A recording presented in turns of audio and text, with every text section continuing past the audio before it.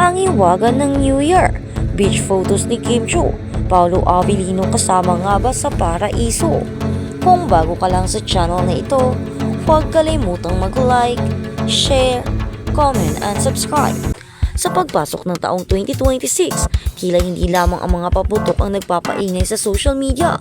Isang malaking pasabong ang ibinahagi ng nag-iisang Chinita princess na si Kim Chiu na agad na gumulantang at nagpakilig sa buong sambayanan. Sa gitna ng malamig na simoy ng hangin nitong nakaraang holiday season, nagbigay ng init si Kim sa pamamagitan ng kanyang mga magagandang beach photos. Mga larawang hindi lamang nagpapakita ng kanyang kaseksihan, kundi pati na rin ang isang misteryosong pilit na nilulutas ng kanyang milyon-milyong tagahanga, ang fresh aura at ang mahiwagang photographer.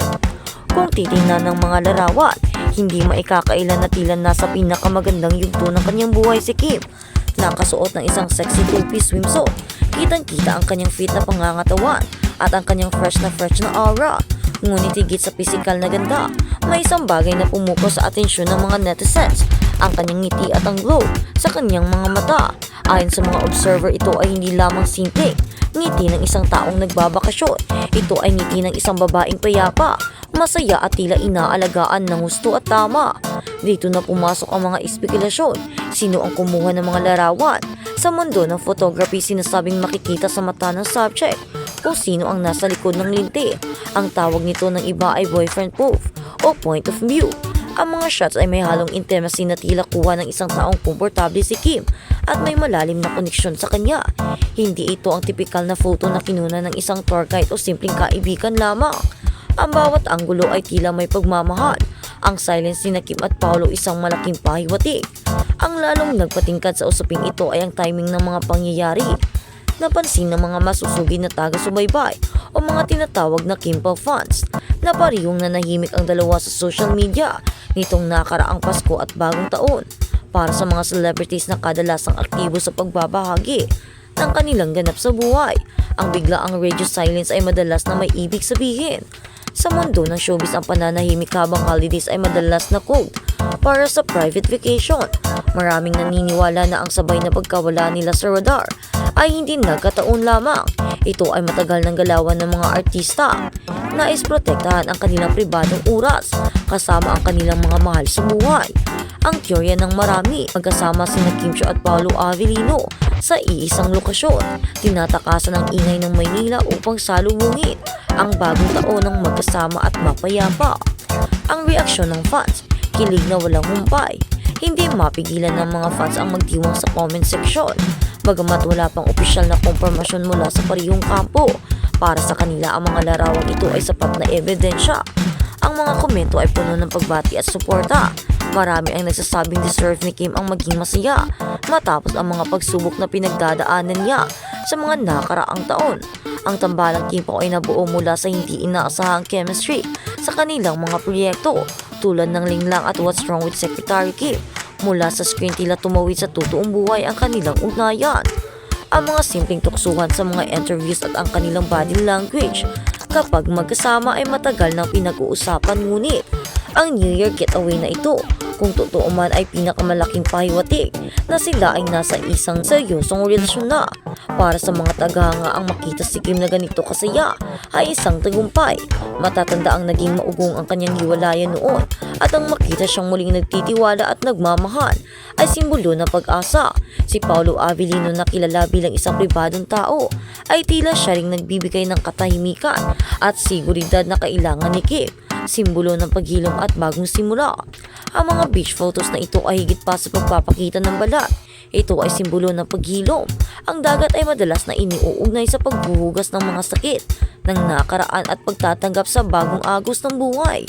Para kay Kim, ang bakasyong ito ay tila isang ritual na pagbitaw sa bigat ng nakaraang taon at pagyakap sa mga positibong enerhiya ng 2026. Si Paolo Avellino nga ang kasama niya sa kanyang mga photos. Ito ay nagpapatunay na natagpuan na niya ang kanyang calm sa gitna ng chaos ng showbiz.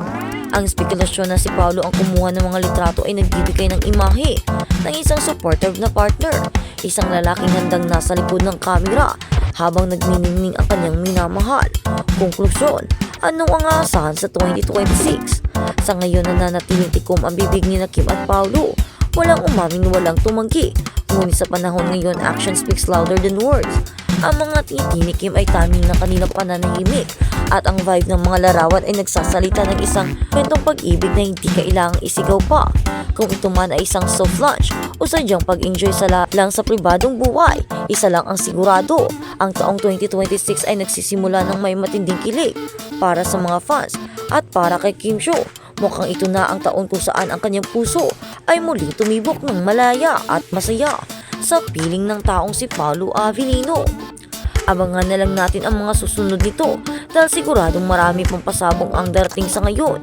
Hayaan nating namnamin nila ang init ng araw at ang lamig ng dagat, kasama ang pag-ibig na tila mas malalim at tila magandang karanasan sa karagatan. At sa kabilang banda, ang puso ng isang Chinita princess, ang taos-pusong hiling at revelasyon ni Kim Chiu para sa bagong taon. Sa pagpasok ng isang bagong taon o bagong yugto sa ating buhay, madalas tayong makarinig ng mga bonggang selebrasyon, mga magarbo at mamaring regalo. Ang mga pangakong madalas ay napapakong, ngunit sa likod ng kinang ng mga pailaw at ingay ng mga paputo, isang tinig ang nangingibabon at umantig sa puso ng marami, ang tinig ng nag-iisang kapamilya superstar na si Kim Chiu. Si Kim Chiu, na kilala bilang Chinita princess ng industriya ng showbiz sa Pilipinas, ay muling nagpatunay na ang kanyang kagandahan ay hindi lamang panlabas, kundi nagmumula sa isang busilak na kalooban. Sa kanyang mensahe para sa pasalubong sa bagong taon, hindi mga bagong proyekto o karangalan ang kanyang binibigyan diin, kundi mga bagay na madalas nating makalimutan sa gitna ng ating pagmamahal sa buhay, ang kapangyarihan pasasalamat. Sinisimula ni Kim ang kanyang pahayag sa pamamagitan ng pagbabalik tanaw sa mga biyaya na kanyang natanggap. Ayon sa actress, ang bawat taon na lumipas ay isang malaking regalo mula sa itaas, sa kabila ng mga hamon at pagsubok na dumaan sa kanyang personal na buhay at karera. Nananatili siyang matatag dahil sa kanyang pusong marunong magpasalamat. Ang pasasalamat para kay Kim ay ang susi upang mas lalong maging makabuluhan ang buhay ng isang tao. Ibinahagi niya na ang mga simpleng bagay, ang pagkakaroon ng maayos na kalusugan, ang suporta ng kanyang pamilya at ang walang sawang pagmamahal ng kanyang mga fans ang tunay na kayamanan sa kanyang pinanghihawakan. Sa kanyang New Year message, ipinadama niya na ang bawat sandali ay pagkakataon upang magpasalamat at kilalanin ang kabutihan ng Diyos. Ang tunay na kahulugan ng pagbibigay, isa sa mga pinakanakakaantig na bahagi ng kanyang pahayag, ay ang kanyang pagnanais na mas mapalalim pa ang kahulugan ng pag-ibig. Para kay Kim, ang pagbibigay ay hindi lamang nakasusukat sa material na bagay o halaga ng perang ibinibigay ng kapwa,